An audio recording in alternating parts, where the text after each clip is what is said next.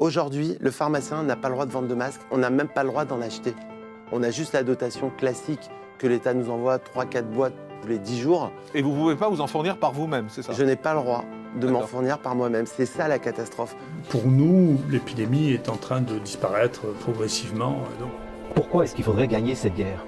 Pourquoi est-ce qu'il faudrait vaincre les virus alors qu'en réalité, ce que la nature nous demande, c'est simplement de vivre en bonne harmonie avec les virus et d'avoir une hygiène de vie et un mode de vie, un mode d'alimentation, un mode de gestion du stress, un mode de gestion des émotions qui nous permettent simplement de cohabiter de façon tout à fait naturelle avec les virus.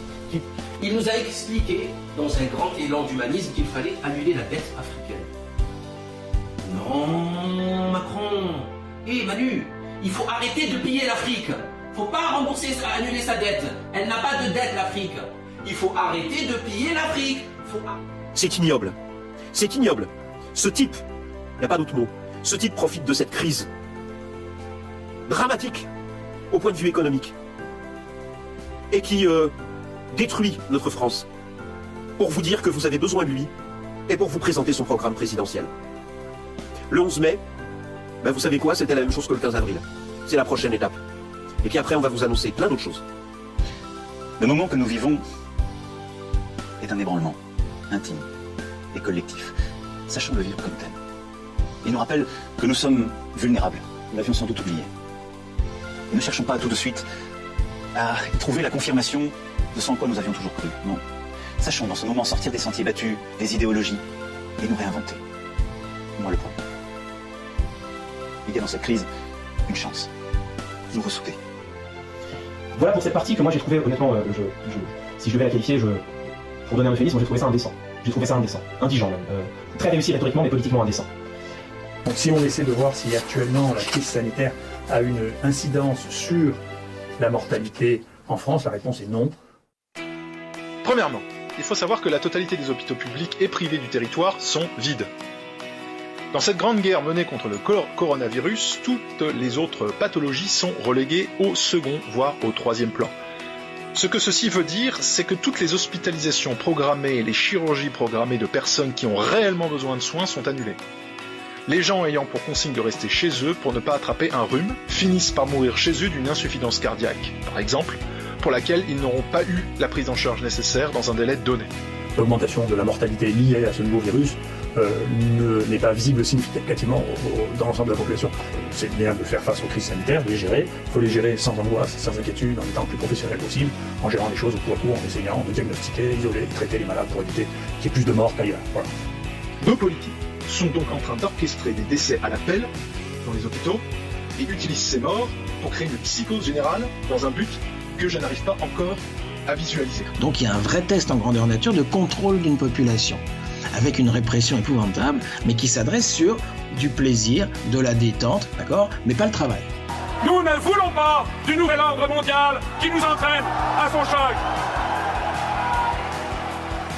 Notre vision du monde, ce n'est pas celle de Macron, l'employé de George Soros.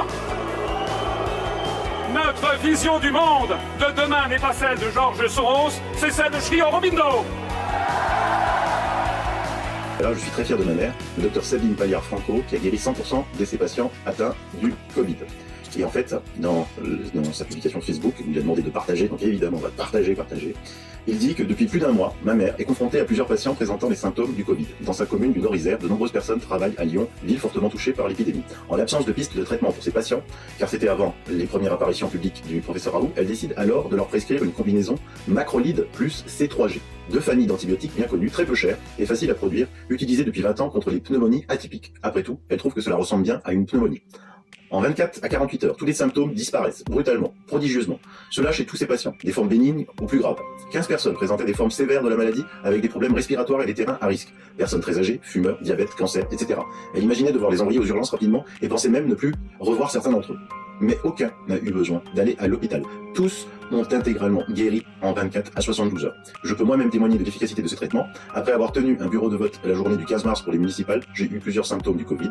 Au bout de plusieurs jours, j'étais de plus en plus malade et fatigué. Quand ma mère m'a prescrit ce traitement un matin, j'étais remis sur pied le soir même. Le lendemain, je n'avais plus aucun symptôme et j'étais en pleine forme. 15 personnes, mais près de 80 en incluant les formes les moins sévères, ce n'est que le petit échantillon qu'un médecin seul peut produire. Et face à l'efficacité de son traitement, ma mère a rapidement souhaité partager son expérience à ses collègues. Son protocole de soins a alors été diffusé nationalement par la très sérieuse Société française de gériatrie. Et donc, vous voyez que si j'étais encore un conseiller caché de Sanofi, je leur conseille de me foutre dehors parce que, franchement, ils perdent d'argent, ils ont perdu 20% de la valeur de leur action depuis le début de cette action. Donc, ce que je savais, je ne suis pas un très bon conseiller financier.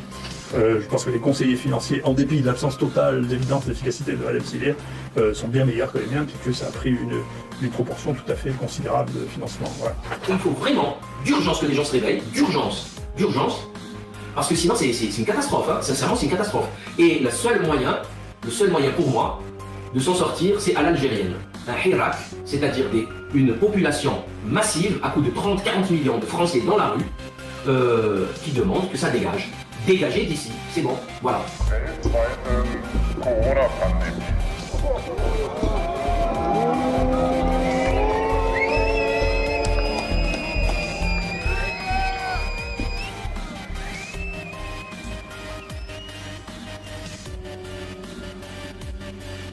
Amis français, françaises, de tous âges, de toutes classes, de toutes origines, nous sommes toutes et tous aujourd'hui prisonniers de nos domiciles et privés de nos libertés pour des motifs fallacieux.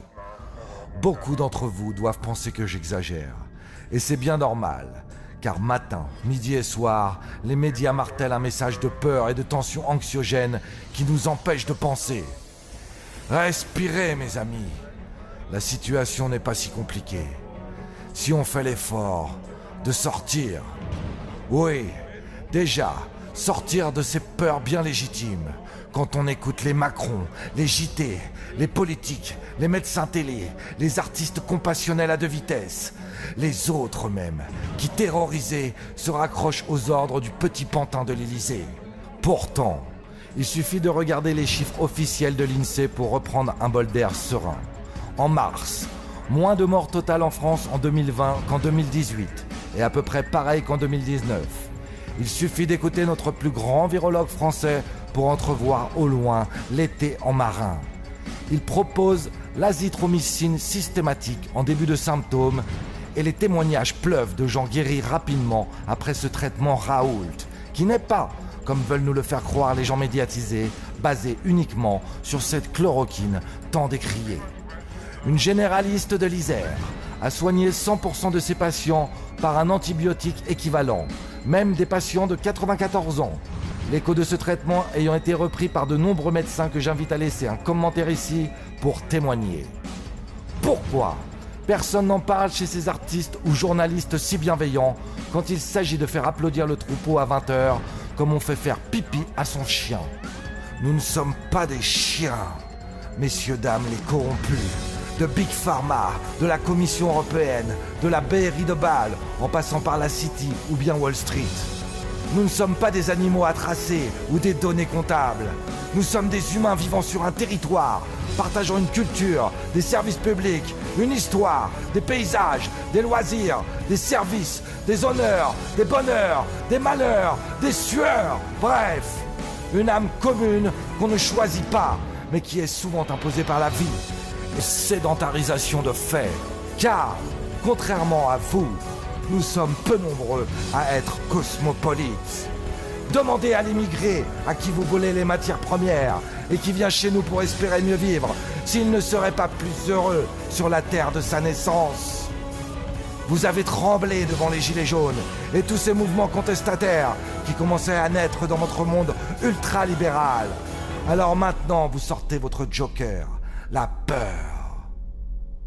Amis citoyens, citoyennes, sortons de nos peurs, sortons le poing levé pour déloger ces faussaires et ces criminels de leur tour d'ivoire et redonner le pouvoir au peuple de France.